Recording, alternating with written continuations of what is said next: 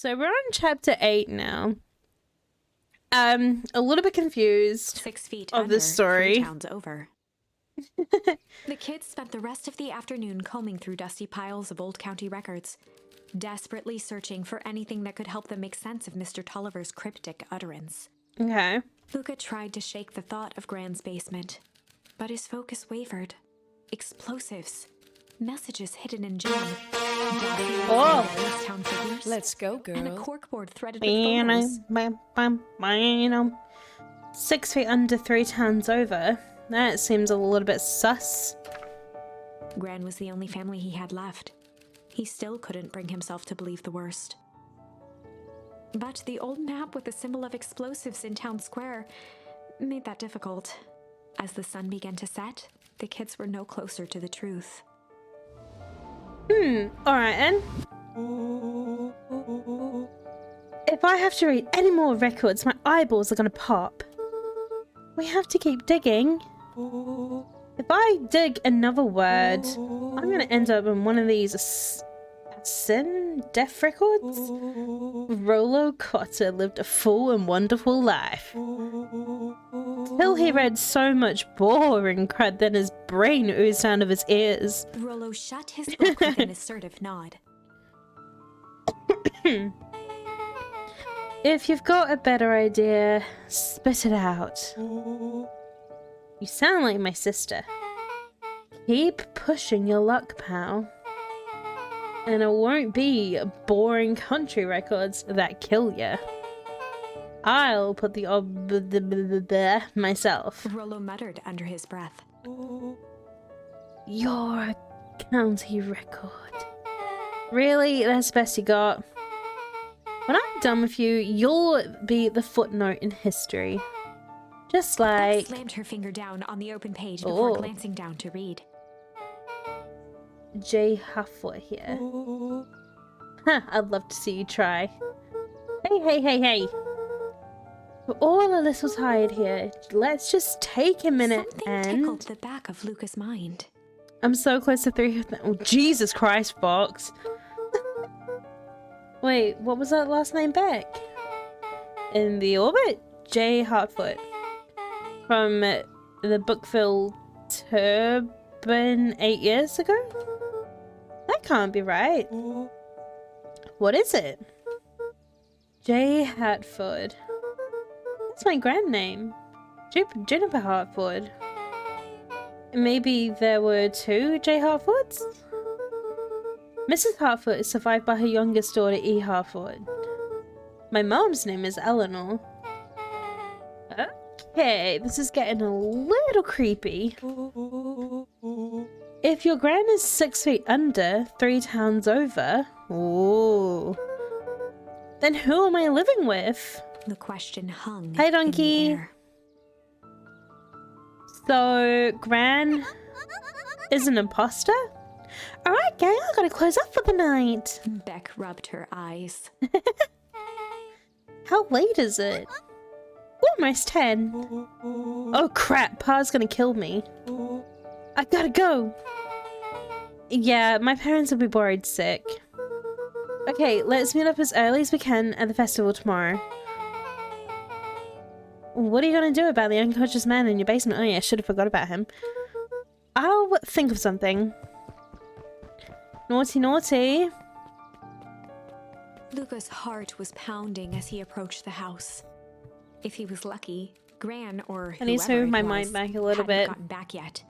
And of course, there was Mr. Tolliver tied up and unconscious in the basement. Ooh. Dealing with him would be the first order of business. The secret is sugar, spice, and everything nice. Can't wait to make a new town with Chet. Oh my god, Fox, I'm so excited. Luca shook out his arms to calm his nerves before entering. Oh shit. He held perfectly still, tempering his breath, and listened closely. Uh-oh. She was asleep. His only hope was that she hadn't found Mr. Tolliver before dozing off. Fox, who are you shouting out? What is this? Oh my god. I can't believe there's a video when I put SR Fawn gotcha. Oh my god, Fox. Jesus Christ. Check on Mr. Tolver in the basement.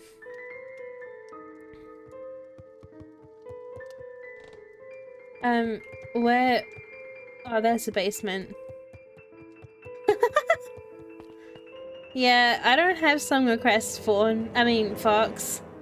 Wait, I'm Fawn. Jesus Christ. Oh no! Mr. Tolliver was nowhere to be seen. I'm home all. Oh shit! You're not home alone, Kevin. I'm in the next room over. Shit it.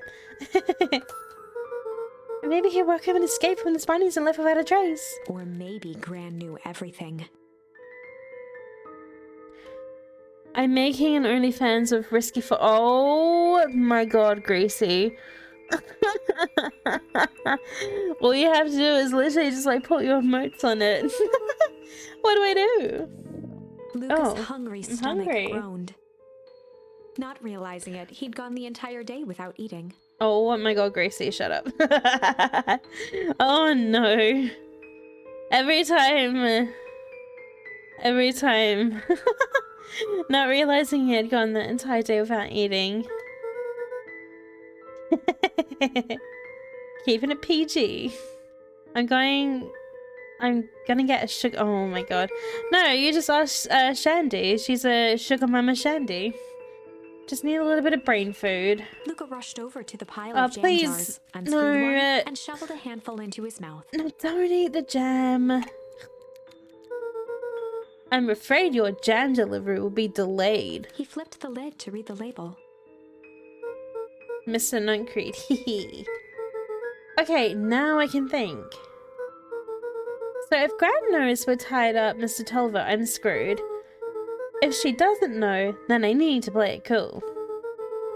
I guess the only option is to go to bed and act if nothing is wrong. Gran will think Mr. Tolliver finished what he was sent to do and leave when it was done. Right, going to sleep. Uh-oh. Gran? Okay, stick to the plan. Go to bed and play it cool.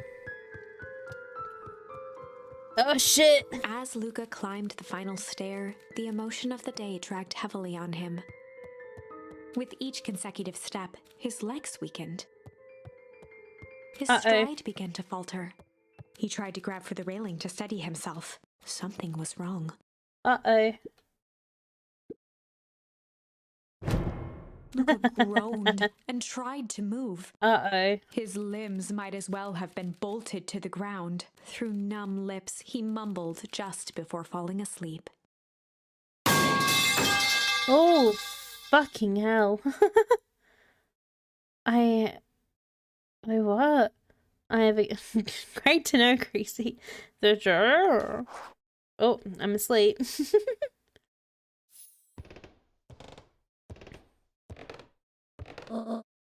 Sweet boy.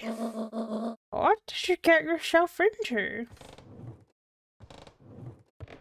What are you doing? Where are you taking me? Rest now and let me handle everything. What the frick?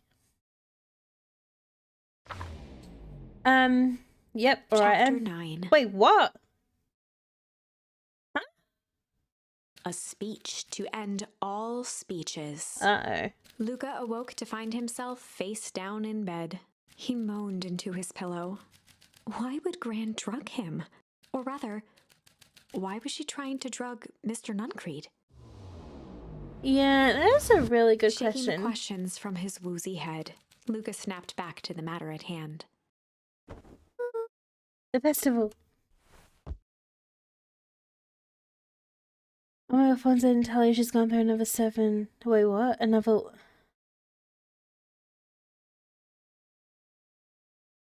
Huh?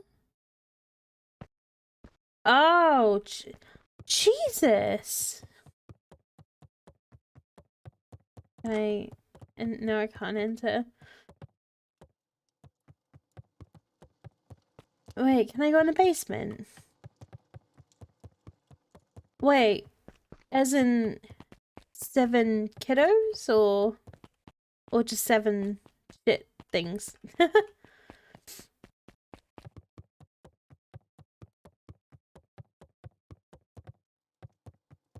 Leaving the house.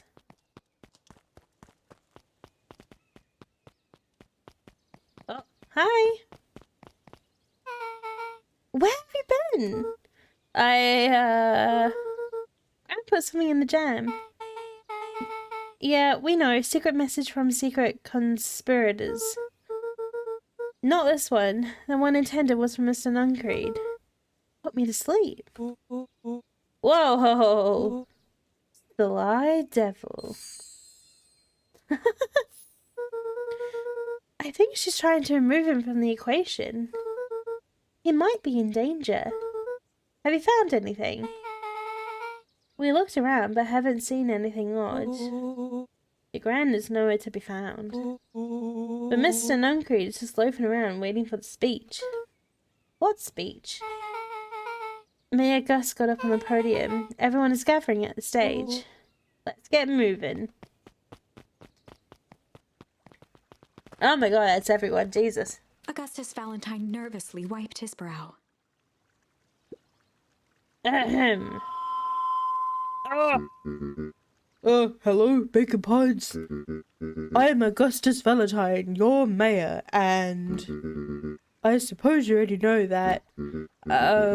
Oh yes, before we get started, I just wanted to take a moment to recognize someone who couldn't be here today. This town wouldn't be where it is today without my father, Sharper Valentine.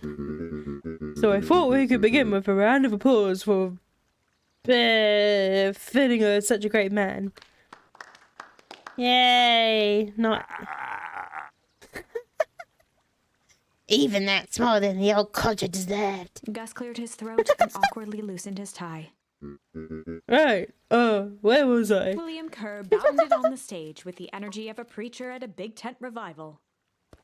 Gus Valentine, everyone. He gave Gus a hearty slap on the back and motioned him off the stage. Oh, how rude. Well, let's hear it for our mayor. What a great turnout! Oh heck, I didn't prepare anything. But I suppose I could say a few words. Would be ashamed to waste such a beautiful podium. Mr. Kerr pulled a thick stack of note cards out from his vest. Oh my god, what is this thing doing? Community, conviction, commitment. These are the things we celebrate at Prenor Harvest. For us, there are these pillars of the bridge to a better tomorrow. But I think it's time to add a new pillar. Change. Change is a powerful thing. I don't know that word. Unavoidable and undeniable. And I am dadgum thankful for it. Change is the reason we're all here together today. It's hard for me to believe that I was only 4 years old when fate brought me here. A simple business trip which brought me to a small town which would forever change my life. Mr. Kerr took a moment to survey the crowd. You know what? He wiped away a single tear. From the second I set foot in Bacon Pines, something about this place has held me captive. You see, change represents opportunity. It represents potential. It was change to help me recognize the potential of this place. To see that people of this town, despite suffering great loss, still held on to the things that made them special. He thumped the podium to emphasize each Cray word. cray all the word in the game. Community, conviction, commitment.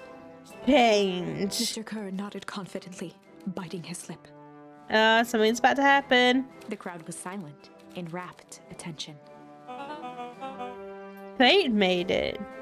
A perfect match that day.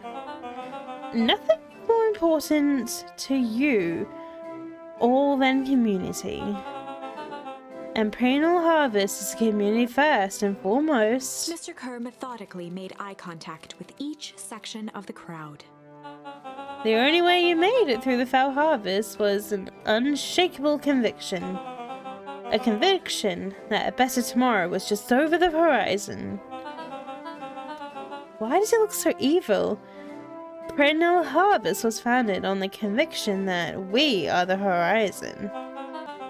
This festival is a symbol of our commitment to each other. His voice began to build to a crescendo. What the fuck is a crescendo? We now walk hand in hand into a future we will shape together. And this is what change is all about. Grabbing the future by the scruff of the neck and making things happen. Change is the choice. I am tickled pink with what we'll all be making that choice together. How great is that?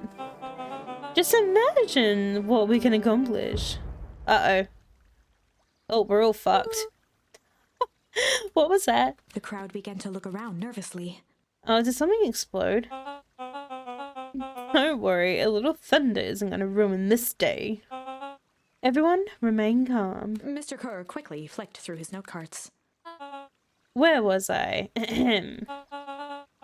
Through all of my travels, I have learned one true thing.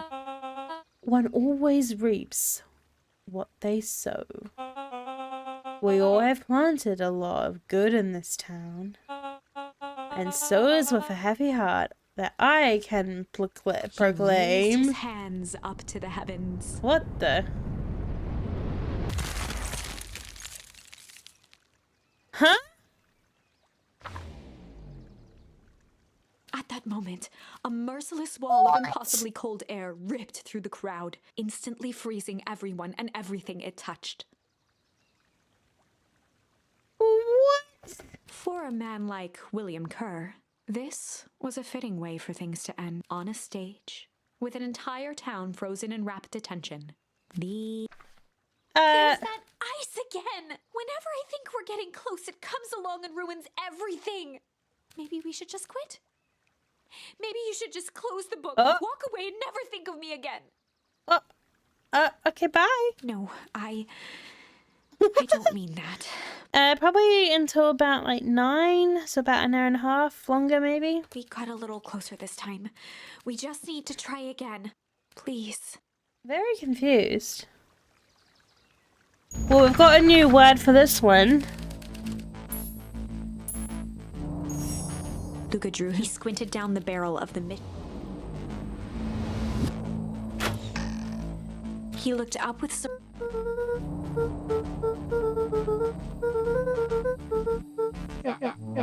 See you, Jax. I'm wondering if I can get another word. So, fine, we know where that leads them. This way, we'll take the tunnels. Luca and Iggy winced. The branches clawed at them. After what felt like a marathon, that was all he was able to say before Iggy slammed. The boys tumbled down a steep decline and crashed with a... In fact, it was... Chapter 5. Sign. They stood silent. The sky was like with each breath. Hey, I'm just gonna kind of... Oh! Well, this is new. That was actually pretty bad, ass. I think we lost him. Are we up in the mountains? I don't think so. If anything, we went downhill. Then what's up with this winter wonderland? All I know is there's no going back the way we came. Let's see if we can get our bearings. Follow me.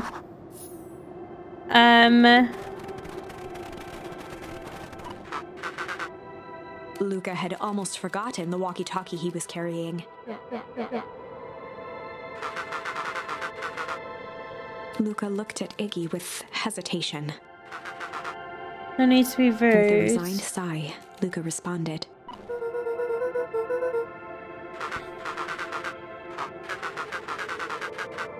Oh.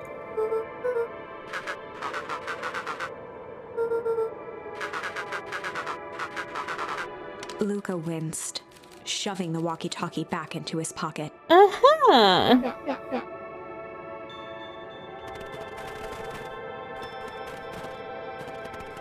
So, I'm pretty sure we got this word in, like, the last chapter, so this is interesting.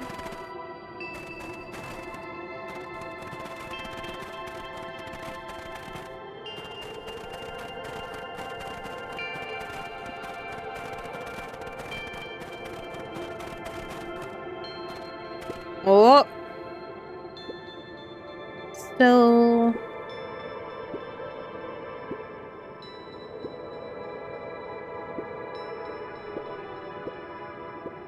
I am so confused. What this? Hard to say full of snow. I think it's a town sign. I can almost make out the letters under there. What town could it even be?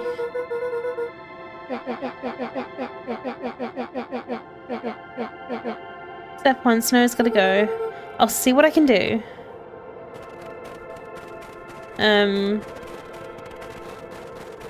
Or there's nothing?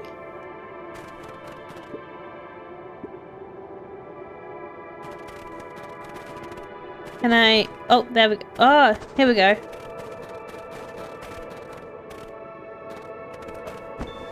There we go. The boys stared in disbelief at the sign that now clearly read, Welcome to Beacon Pines. So now the town's frozen, so I'm really confused. This doesn't make any sense. We're in Beacon Pines? How is that possible? We ran away from town. How did we get back here? I guess we got to turn around. Where did all the snow come from? Well, it's been colder than normally lately. That's a pretty big difference between sweater weather and this Arctic hellscape. The puddle we fought before, it was cold there too. Maybe all this leads to one source. You think it's related? What the hell is going on? We're gonna get you some answers. Let's keep moving.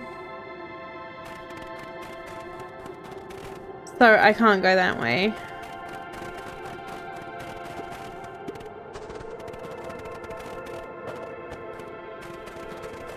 So why can't I go that way? Oh, here we go. Like this. Stuff look familiar to you? Looks like the barrel near the puddle, I think.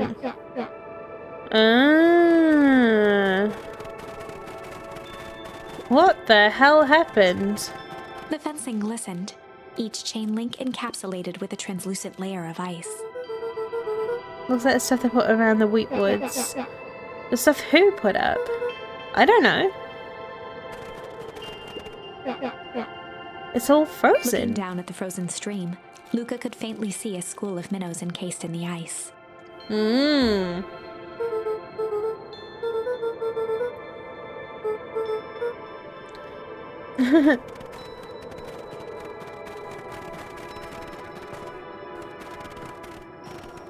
The crunching of footsteps trailing Luca went hush. He looked back to see Iggy's face twisted with confusion. Everyone's gone. What? There's nothing here but more snow. There must be an explanation for all this. We have to keep looking. You can look all you want. I quit. Iggy, we have to keep going. You don't get it, do you? This isn't one of your pathetic Hank and Thomas stories. We aren't going to save the day. We aren't even going to save ourselves. My face is mangled. The town is destroyed. And everyone we've ever known is gone. We don't know that. You can't just quit. Do whatever you want. I'm done. Dix! Dix! Hi, Tato. Iggy, it's going to be okay. Luca peered upward at the darkening sky. He let out a long, foggy breath.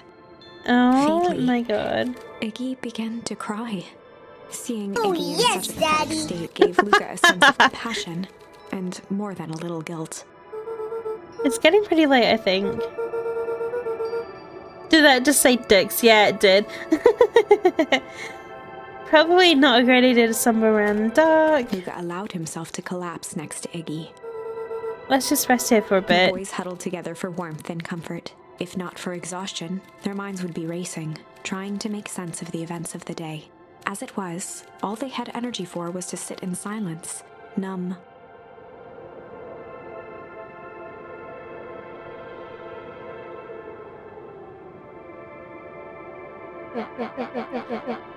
The way the snow's covered everything over is kind of calming. Yeah. Ugh, I haven't even had time to say it, but thanks. Huh? But getting us away from those creeps. I sort of froze up back there. Iggy, I should be the one apologizing. This all happened because I lost my temper. Nah, that's a bull hockey. That's why you didn't know what gunk would do. You didn't, right? Of course not. And second, stop with this baloney about losing your temper. But I did lose my temper. Iggy motioned sarcastically to his half-deformed face. Obviously. And that's exactly what you should have done. I was being a horse's ass. You were supposed to be a horse's ass in response. That's how it works. Iggy, I'm having a hard time following. You wanted me to fight you? Of course! Jeez, you goody-goody types take forever to understand this very basic point. Why would you go around saying cruel things trying to get into fight? Iggy shrugged. It's something to do. You're an arsehole because you're bored? Sometimes I just feel empty. You wouldn't understand.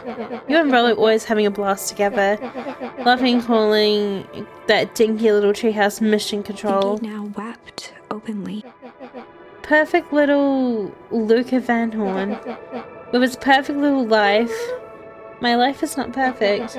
Everybody in this town likes you. Not everyone. How that new girl hasn't even unpacked yet, she already likes you. You have Tish. He wiped his nose with a sleeve. Hey Chrissy, thank you for the sub.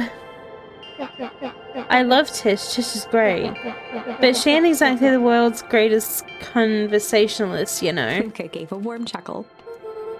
I get that impression. Iggy cleared his throat as he wiped his eyes. Huh, it must be raining out here.